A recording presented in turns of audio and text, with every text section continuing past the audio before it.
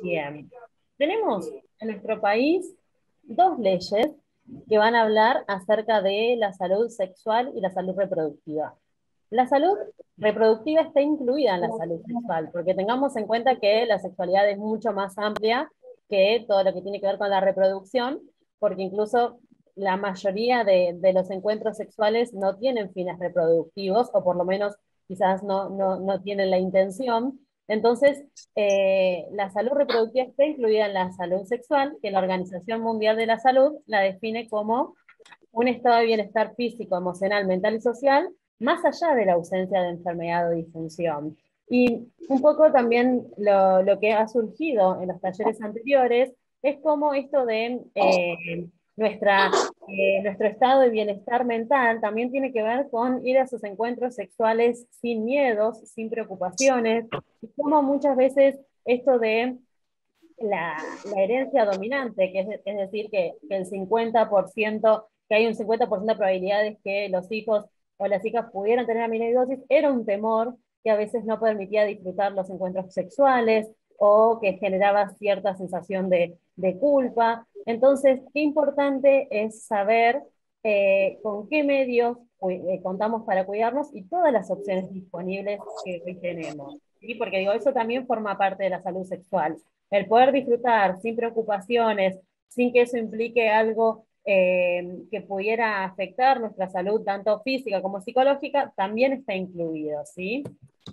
Bien, entonces, dentro de nuestros derechos sexuales y reproductivos, el principal tiene que ver con que todos tenemos derecho a decidir libre y responsablemente si queremos tener hijos, cuándo queremos, con qué frecuencia y el momento de que lleguen. Ahora, para cualquier decisión que quisiéramos tomar, siempre tenemos que contar con información.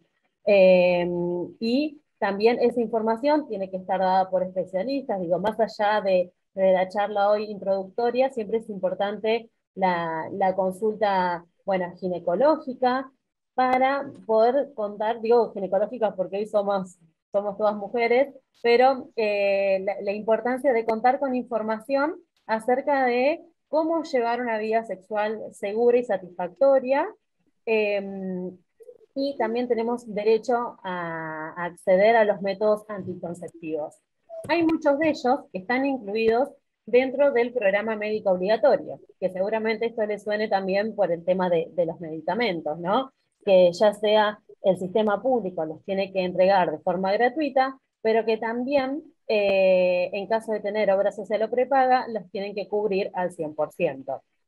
Esa elección es totalmente personal. Digo, acá no puede haber algún profesional que venga y diga, este es el método anticonceptivo para vos.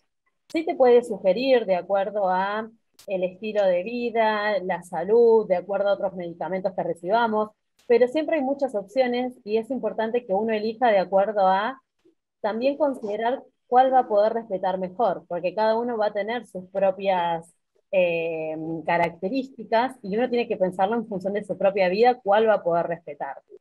Y a su vez, esa consulta también es gratuita, ya sea dentro del sistema público de salud, en hospitales y centros de salud, pero en caso de eh, tener algún tipo de cobertura, ahí justo están levantando la mano. Sí, te quería comentar que, bueno, mi hija que es positiva, tiene muchos problemas de migrañas y coincide con su menstruación, digamos, ¿no? Una de sus ginecólogos le recomendaba Liu, pero ninguno se lo quiere poner porque no ha tenido hijos. Entonces estamos ahí en búsqueda de alguno que acceda, pero bueno, de los que ella ha consultado, no. Sí, eso hay una ley, o sea, la realidad es que por ley tiene que poder acceder aún cuando no tuviera hijos. Antes sucedía mucho esto, y digo, y ahora por esto que me comentás, y conozco otras personas, que hay médicos que dicen, no, pero si no tenés hijos, la realidad es que una vez que uno se saca el DIU o el SIU, que ahora vamos a ver cuáles son las diferencias, eh, la capacidad y la fertilidad están intactas. Entonces, a veces, después si querés podemos estar en contacto y lo hablamos, pero una vez en ese sentido tiene que ir con la ley debajo del brazo para que la cumplan. porque ella tiene derecho a acceder a ese método. Eh, y además, digo, con los beneficios que tiene, ¿no? Que uno ya está, se olvida, se pone el DIU y no tiene que estar preocupándose por eso. Tanto eso, incluso la ligadura de trompas, que hoy también lo vamos a ver, no es necesario tener hijos, y si hay alguien que se niegue, tienen que enseguida ofrecer un profesional que lo haga. Eh, es lo mismo, digo, eso pasa principalmente tanto con la ligadura de trompas como el aborto. Digo, si hay alguien que se llegara a negar, la institución tiene que ofrecer en este mismo momento alguien que lo haga, ¿sí? Porque la realidad es que es un derecho y está en la ley. Entonces, después si querés podemos estar en contacto, pero las puedo ayudar con ese tema. Te agradezco. De nada. Bien, acá justo que hablamos del tema de ir con la ley abajo del brazo, que es como lo que hablábamos hoy también respecto a la cobertura de medicamentos. A veces no todo se cumple tal cual figura en la ley, y también la única forma de hacer, de que se cumplan nuestros derechos es reconocerlos y poder, lamentablemente, siempre tener que estarlos enunciando, porque si no muchas veces no se cumplen. Tenemos dos leyes, la 25.673, que es la de salud sexual y procreación responsable, que es la que habla justamente de los métodos anticonceptivos, de la consulta, de la necesidad de información, y la ley 26.130, que es la anticoncepción quirúrgica, que incluye tanto la vasectomía como la ligadura de trompas. ¿Cuáles son los métodos anticonceptivos incluidos en la ley? Bueno, los preservativos, que esto muchas veces no lo sabemos. Si bien en los hospitales seguramente vimos ahí el canastito con preservativos, por obra social y por prepaga también uno puede retirar, y la ley no dice cuánto. Sin embargo, la mayoría de las obras sociales y prepagas entregan hasta 30 por mes. Lo cual, digo, sabiendo que muchos de nosotros nunca lo hemos utilizado, es un buen número, 30 preservativos mensuales, que de acuerdo a la cobertura, en algunas son por reintegro, es decir, que uno lo paga en la farmacia y después lleva el ticket, o hay otras coberturas que solamente con la receta que te pongan, no importa la especialidad del profesional de la salud, pero que ponga por 30 preservativos, diagnóstico, procreación responsable, ya es suficiente para que la cobertura te cubra los preservativos. Las Esto pastillas nunca lo había escuchado, Jen, realmente. Que dieran, o sea, nunca la prepagan y la ginecóloga me ofreció esto. Y eso es terrible, porque además, eso lo podemos retirar cualquiera, seamos mujeres o hombres, y también a veces cuesta un poco más, pero también, digo, en esto me ofrezco, si hay que elaborar notas o lo que fuera, para que cubran dos métodos. Que el hecho de, porque la ley no dice que uno excluye al otro, entonces quizás yo tomo pastillas anticonceptivas, pero también me quiero, obviamente, cuidar de infecciones de transmisión sexual, y ellos me deberían cubrir los dos, las pastillas y los preservativos. Y hay casos en los cuales dicen, no, pero ya te cubrimos las pastillas. Bueno, pero las pastillas no sirven para las infecciones de transmisión sexual. Entonces, ahí también nos tenemos que poner un poco en reclamar, porque si no, no sucede. Pero todos podemos acceder, y la realidad es que hoy están muy caros, o sea, cada caja. Así que, y es un derecho adquirido, así que, bueno, ya, ya lo sabés, Caro.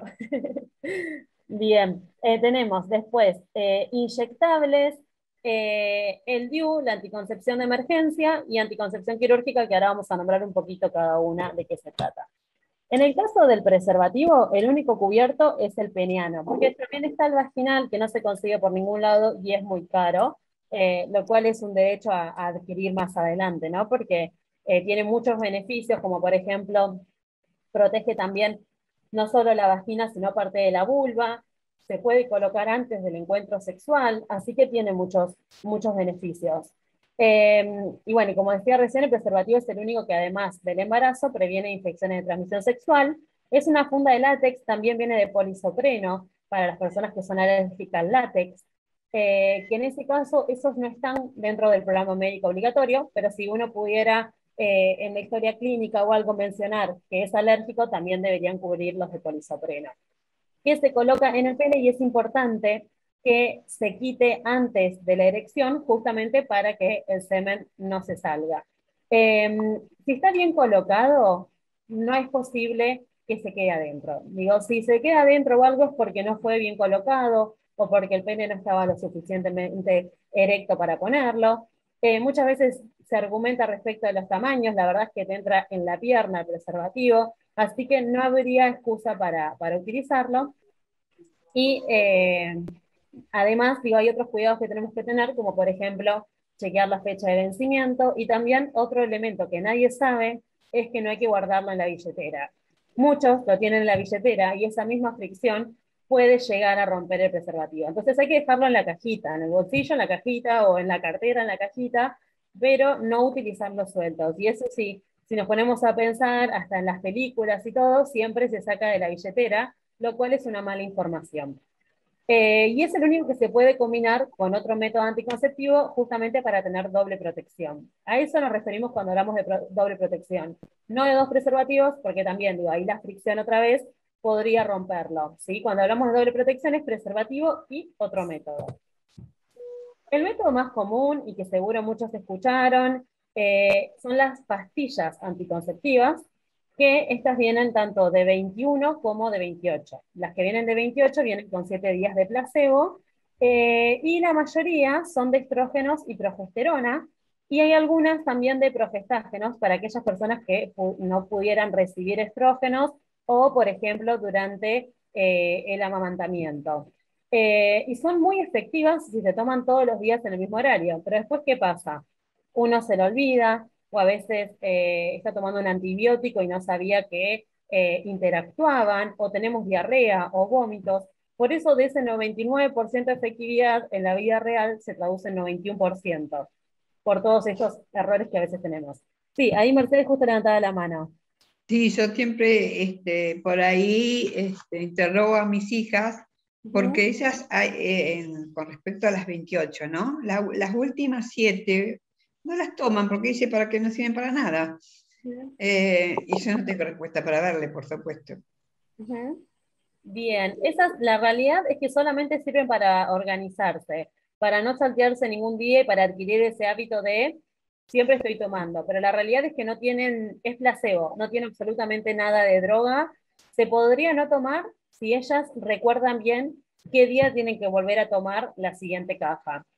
Si ellas ya lo tienen súper incorporado, las pueden tirar esas 7, pero habitualmente ayuda en la organización.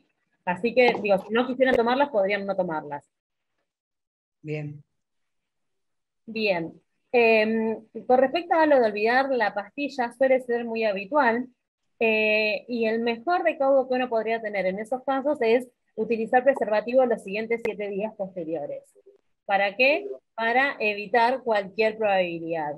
En caso de que hubiera, por ejemplo, diarreas o vómitos a las 2 horas posteriores de tomar la pastilla, también estaría perdiéndose el efecto, y entonces la importancia de utilizar preservativo por 7 días.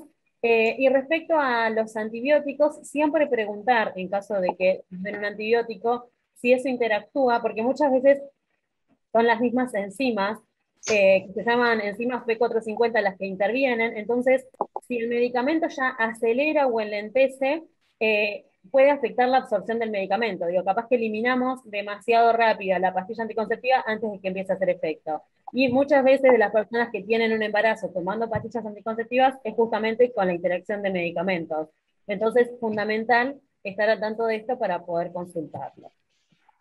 Eso el médico te lo dice, al antibiótico. Sí, y hay que preguntarlo, porque a veces no consultan, y a una vez le da un poco de pudor preguntar respecto a las pastillas anticonceptivas, pero a veces puede que a algún médico se le pase de que estemos tomando. Entonces siempre hay que decir, ¿esto interactúa con las pastillas anticonceptivas? Digo, si uno estuviera tomando pastillas, tendría que tener este hábito de cualquier medicación que me dan, independientemente cuál sea, preguntar, ¿esto puede interactuar con la pastilla anticonceptiva?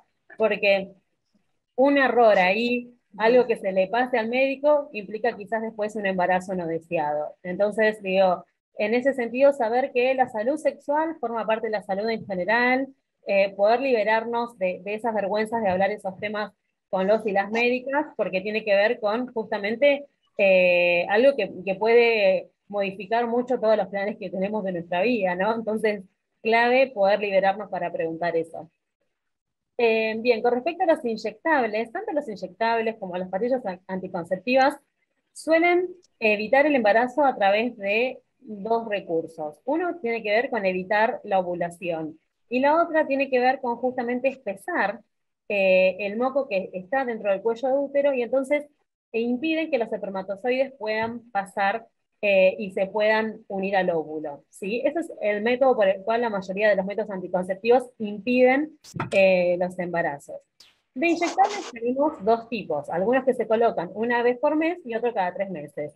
Cualquiera de los dos es importante que siempre sea, por ejemplo, los 3 de cada mes, ¿no? Siempre respetar mucho ahí el día, para que justamente sean efectivas. Después tenemos acá justamente el que mencionaba Mercedes, el DIU, que también cubre el SIU, que el SIU es el hormonal, digo, cuando se habla de DIU o SIU lo que cambia es el método, uno es de cobre y el otro es hormonal de nevonorgestrel. Y estos se colocan dentro del útero, no afectan las relaciones sexuales, es un mito que se puede migrar por otros órganos, y es como un pequeño objeto plástico que lo que van a hacer es justamente cambiar cómo se mueve el espermatozoide, ¿no? E impidiendo que pueda fecundar el óvulo. Es distinto el sistema que utiliza justamente para evitar el embarazo. Y lo bueno que tiene, como decíamos hoy, es que de acuerdo al modelo, por 3, 5, 10 años, me puedo olvidar. Ahora, si yo cambio de planes, me puedo sacar el DIU o el SIU y la fertilidad está intacta, ¿sí? Bien. Después, acá es clave cambiar cómo lo nombramos. La anticoncepción hormonal de emergencia, que mucho tiempo se la nombramos como pastilla el día después, no tenemos que llamarla pastilla el día después, porque se puede tomar hasta 5 días posteriores a ese encuentro sexual, y eso es algo que nadie sabe, porque con el nombre pensamos que solamente el día después se puede tomar. Obviamente que a medida que pasan las horas, cada vez se va reduciendo el efecto, ¿no? Digo, cada vez, cuanto más cerca sea del encuentro sexual, más efecto va a tener. Pero se puede tomar hasta 5 días después. Y acá esto es clave, porque muchas veces hay personas que no lo han tomado porque estando en contra del aborto piensan que es abortiva. Sin embargo, esta no es una medicación abortiva porque en caso de que el espermatozoide haya fecundado el óvulo, el embrión no se ve afectado y entonces el embarazo sigue totalmente normal. O sea, no es que en caso de que se hubiese producido una fecundación, el embrión se va a ver afectado o algo, porque esto es previo. Y si eso ya sucedió, el embarazo sigue de todas formas. Y hace lo mismo que los métodos anticonceptivos anteriores, ¿no? Espesa el moco cervical y además impide la ovulación. Hay algunos que vienen de una pastilla y otros de dos. La efectividad es similar y esto no se vende, o sea, no necesitamos recetas. Obviamente que si tenemos receta la vamos a tener de forma gratuita, pero por lo general se toma ante un caso de emergencia y en la farmacia te la tienen que vender así, sin preguntarte nada, así que uno puede conseguirlo tranquilamente. Antes se decía, uy, te va a hacer mal si tomás tan seguido la pastilla del día después, ¿no? Ese era el mito, como, uy, si la tomás 3 veces en el año te va a hacer mal. Bueno, eso también es mito. Pero sí tenemos que pensar que si la tomamos 3 veces en el mismo año, es porque el método que estamos utilizando no nos está sirviendo o no nos estamos acordando. Digo, nos tiene que hacer un clic ahí de que hay algo que no está funcionando si siempre tenemos que recurrir a esto que tendría que ser de emergencia. Después está el implante subdérmico, que también se lo mencionó muchas veces como el chip, que es como un pequeño fósforo que se hace una pequeña incisión con anestesia local y se coloca en el brazo y tiene un efecto de 3 a 7 años. Y obviamente, digo, ninguno de estos métodos a veces sí cambia la cantidad de días de menstruación. Hay incluso algunas pastillas que hacen que no te venga, que no hace mal, porque digo, igual tengamos en cuenta que la ovulación está impedida, ¿sí? Antes decía como, no, no estoy menstruando, obviamente que a veces es importante consultar para chequear que no haya embarazo, pero hay muchas pastillas actuales que generan la ausencia de menstruación. Bien, y esto entonces está liberando ahí hormonas impidiendo la ovulación. Fíjense la cantidad de métodos gratuitos que tenemos para poder elegir, ¿no? Para que sepamos esto, que cuando nos dicen, bueno, pastillas, poder preguntar, ¿qué otras opciones tengo? Porque a veces las pastillas nos olvidamos, cada uno verá cuál es el método que más se adapta al estilo de vida. Y acá tenemos, ¿qué pasa si elegimos que no queremos ser padres o no queremos ser madres? Si ya la tenemos decidido, podemos recurrir a la anticoncepción quirúrgica, que en este caso hay otra ley que la describe, y es la 26.130, y lo que plantea es que, excepto que se haya sido declarada incapaz a la persona, solamente basta con el consentimiento informado. No necesitan ningún informe de ningún profesional, no es necesario ya haber tenido hijos, no es necesario la autorización de la pareja en algún momento, que ahora parezca súper extraño. Si no iba tu pareja a acompañarte y a darte el ok, no te lo permitían hacer. Bueno, todo esto por ley figura que no es necesario. Y acá, si el profesional se negara, tienen que ofrecer una alternativa. Alguien lo tiene que hacer. Acá entremos un poquito al tema de la vasectomía. ¿Por qué hablamos de permanente y no de reversible? Porque la pregunta habitual que me suelen hacer es: ¿la vasectomía y la ligadura de trompas es reversible? Es, a ver cómo podría decirlo, como escasamente reversible. ¿Qué significa? Que se puede hacer una cirugía para tratar de restablecerlo, pero esa cirugía muchas veces, la mayoría de las veces, no es exitosa, y además es muy costosa, no está cubierto por el sistema público. Entonces, la realidad es que tendríamos que recurrir a alguna de estas instancias cuando estemos extremadamente seguros de que no queremos ser padres o madres. La vasectomía es más sencilla que la ligadura de trompas porque requiere de anestesia local y es una cirugía ambulatoria, es decir, que no requiere internación, y la persona ya a las 48 horas puede volver a trabajar, a la semana puede hacer actividad física, tener encuentros sexuales con penetración. Digo, es muy rápida la recuperación, y lo que se hace justamente es ligar los conductos deferentes para que los espermatozoides no puedan pasar de los testículos al semen.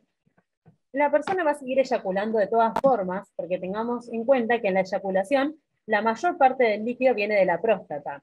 O sea, los espermatozoides es muy poquito. Entonces, otra duda que suele haber es: bueno, ¿ya no eyaculo más? No, sí, pero sin espermatozoides. Y la intervención no suele durar más de 30 minutos.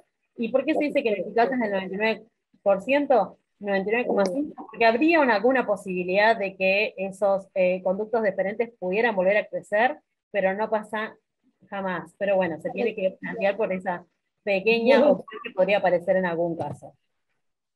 Che, perdón, ¿hay algún efecto adverso de esta intervención quirúrgica en los varones? No, esto, como cualquier cirugía, si uno tiene los cuidados posteriores a la cirugía, eh, no. O sea, quizás en alguna persona puede haber quizás un dolor en los siguientes días o alguna inflamación, pero es muy poquito, y si uno tiene todos los cuidados que le dicen, y que por 48 horas no va a trabajar, que por una semana no tenga encuentros sexuales, la realidad es que no hay riesgo de infección. O sea, es como todo, ¿no? Como cualquier cirugía y todo, siempre tener muchos los cuidados. Pero la realidad es que no afecta al deseo, no afecta tampoco a la apariencia de los genitales, que es otra de las consultas que me suelen hacer. Entonces, la realidad es que tiene muchísimos beneficios. Y también, digo, si es una pareja heterosexual, muchas veces aparece como, bueno, ¿quién se hace la cirugía, ¿no? Como, o me hago la vasectomía, o ella te hace la ligadura de trompas.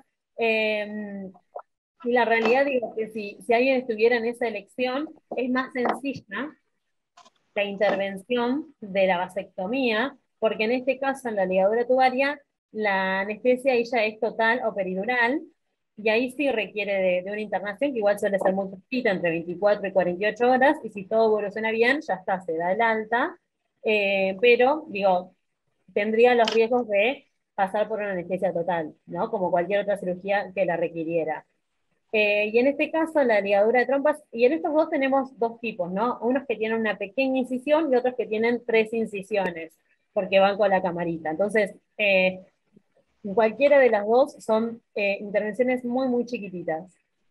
Y en este caso, en la ligadura se van a ligar, cortar o obstruir las trompas uterinas, o también conocidas como trompas de falopio, para que justamente los óvulos liberados de los ovarios no puedan desplazarse por las trompas y ponerse en contacto con los espermatozoides. ¿Qué pasa en este 0,5% de no efectividad? Bueno, en caso de que se produjera, digo, fíjense qué chico, ¿no? Vendría a ser, si es 0,5, uno cada 200 personas, puede llegar a tener un embarazo ectópico. ¿Qué significa un embarazo ectópico? Que se produce en las trompas uterinas, lo cual, o sea, esa sería la única posibilidad en la cual no estaría funcionando. Pero pasa en muy, muy pocos casos y por lo general se produce ahí como un aborto espontáneo. Ahora bien, hay otros métodos que son bastante conocidos, que quizás conocieron alguna vez de alguien que lo haya utilizado, pero que estos no son gratuitos, no son entregados por las obras sociales, que son el anillo anticonceptivo y el parche anticonceptivo. En el caso del anillo, el efecto dura 3 semanas y luego se retira. Después de la menstruación se vuelve a colocar uno nuevo, no afecta y no se siente en la penetración.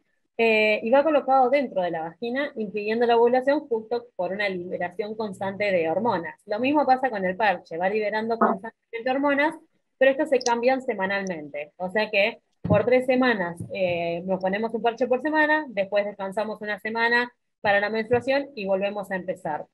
También es otro mito que el parche plástico se sale en las piletas y todo eso. La realidad es que es un método seguro, a quien le resulte mejor lo puede utilizar, sabiendo que va a tener que hacerse cargo del cuerpo porque por ahora no está cubierto.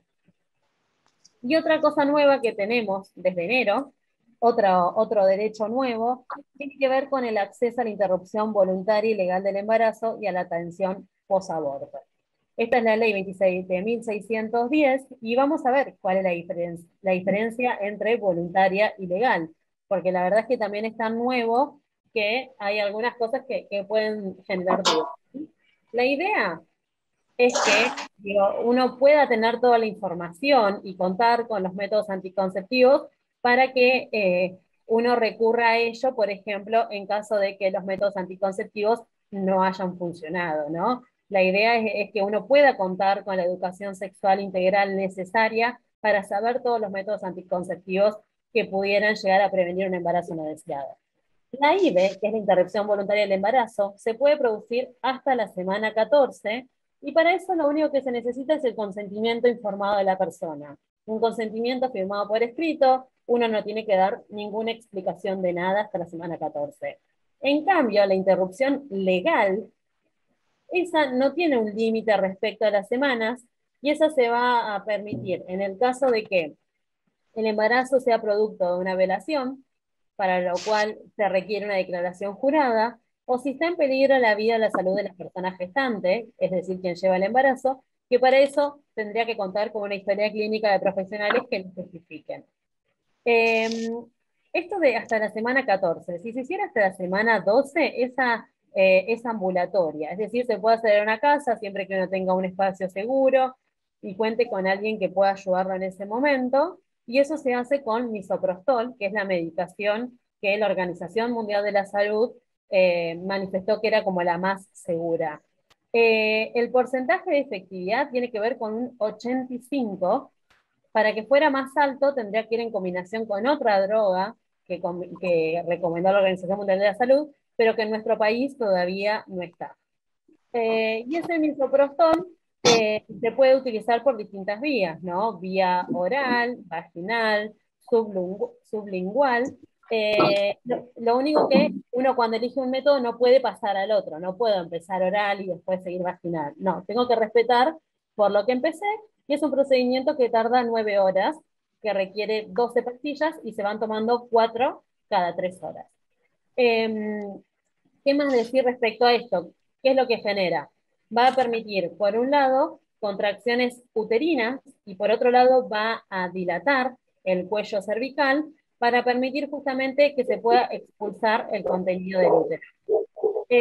Acá esto digo, es importante que sepamos y que reconozcamos cuáles han sido los derechos adquiridos. Y también pensaba hoy cuáles son los derechos que todavía nos faltarían acceder para gozar de una salud reproductiva. Quizás un tópico quizás estamos muy lejos de eso, pero pensaba que para que todos y todas pudiéramos acceder a la salud reproductiva por igual, qué importante sería que en el caso de las enfermedades genéticas, que el próximo paso sea poder acceder justamente a test genéticos pregestacionales, ¿no? Digo, porque eso permitiría que uno pudiera evaluar previamente el material genético del embrión, saber si hay algún tipo de alteración genética. Obviamente que eso hoy existe, pero tiene un costo elevadísimo que hace que nadie pueda acceder, pero me parece que en esto de los derechos que se fueron adquiriendo, ¿no? Digo, fijémonos que ya hubieron 3 leyes, qué importante que la cuarta, que pudiéramos militar, fuera esta, y digo, no para todos y todas, sino justamente en casos de enfermedades poco frecuentes o cualquier enfermedad genética, porque ahí sí todos pudiéramos acceder a la salud reproductiva por igual, porque si no, termina siendo un derecho al que muchas veces quizás esto, ¿no? Digo, otra vez volvamos al tema amiloidosis, un 50% de probabilidad, es un tema que impacta y por lo menos hace reflexionar al momento de la planificación familiar ese porcentaje tan grande. Entonces digo, me parece tenerlo ahí como bandera, como una próxima ley a conquistar.